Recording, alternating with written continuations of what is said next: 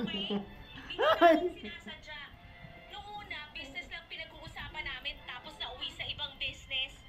Sabi niya gusto niya akong kasosyo pero iba pala ibig sabihin nun. Lumayas ka na sa harapan ko! Umalis na kayo ng baby mo! Kasi ayoko na kayong makita! Sa Umiyak still, nanonood. Nakikinig siya ng drama still, umiyak. ikaw na kayo nakagawa ng kasalanan! Ikaw pa yung mukhang biktima! Di ko alam kung saan ka kumukuha ng lakas ng loob, pero sana hindi ka karmahin sa ginawa mo! Nakatutok naman. Sari-sari kasamang anak na hindi ko naman kadugo ng araw na yon.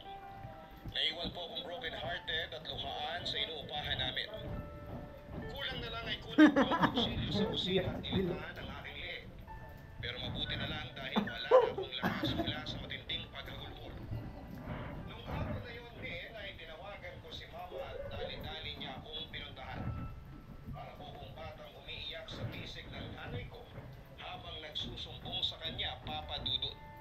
Tulad ng inaasahan ay nagalit po ang buong pamilya ko kay Rizalyn. Pero ako na ang may sabi sa kanila na hayaan na lang ang dati kong live-in partner. Nakisama po si Rizalyn sa tatay ng anak niya at sa uling balita ko ay nagkahiwalay din sila. Tapos ay nagkaroon ng malubhang karamdaman ng dati kong live-in partner dahilan para ikamatay niya. Napakasakit po ng ginawa sa akin ni Rizalyn. At bagaman masakit na nawala na siya sa mundong ito, ay hindi ko pa rin siya magawang patawarin. Hindi niya po yun deserve, Papa Dudut, kasi hindi lang siya nagloko. Pinagmukha niya pa akong kawawa. Pinawagan niya yung pride ko at pagkalalaki dahil sa nangyari. Hindi ko maisip kung paano niya yun natin. O kung nagagawa pa bang makatulog niya ng mahimbing sa gabi pagkatapos ng lahat noon. Hindi ko po alam ang kasagutan sa mga tanong ko at pinagpapasa Diyos ko na lamang ang nararamdaman ko ng mga panahon yun. Umuwi rin muna ako sa bahay namin para makasama